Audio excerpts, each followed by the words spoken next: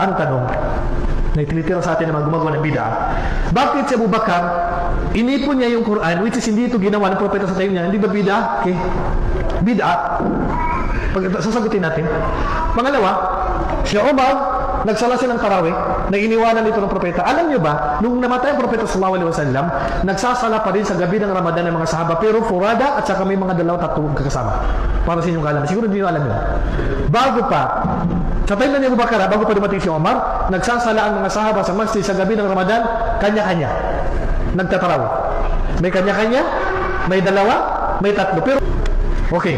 Pagdating ni Umar, nung namuno na si Umar, ito rin napansin niya.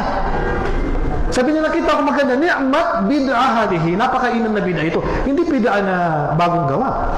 Ibig sabihin, itong ginagawa ninyo, ginagawa na ng propeta sallallahu alaihi wasallam. Pero sa paraan na kanya-kanya. So, binigyan niya sila ng imam. Ang imam na pinili niya sa kanila, si Ubay bin Ka'ab, at pumili din siya ng imam doon sa mga babae. Kung niya nagkakamali, si Tamim Ad-Dari.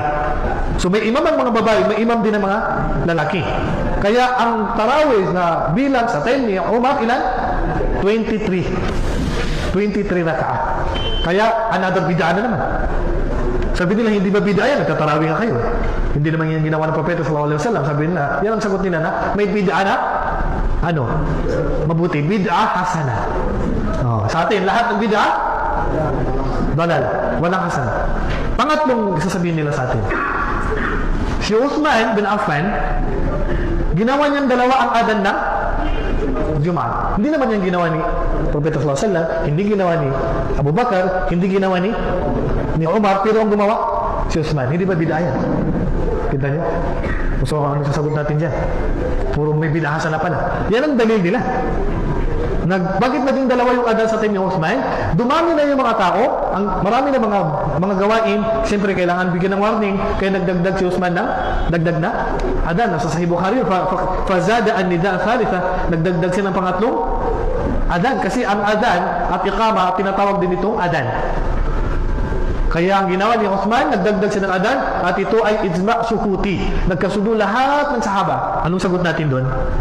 Sa ganung paraan ng bid'ah? Yan ay walang bid'ah doon. Bakit? May dalil pa rin yun. Sino nakakalam? Sino? Alaikum? Bisunnati. Hindi po pwedeng sabihin bid'ah yun. Bakit? May dalil pa rin yun. Ang sabi ng propeta, alaikum bisunnati wa sunnatil khulafa ar-rashidin al-mahdiyyin. Addu 'alayha bin nawadid. Sundin ninyo ang kaparaanan ko, ang sunnah ko at sunnah nino ng mga khalifa. Ay ibig sabihin may utos sa atin. Ibig sabihin walang bid'ah. Kahit hindi ginawa ng propeta, basta kaparaanan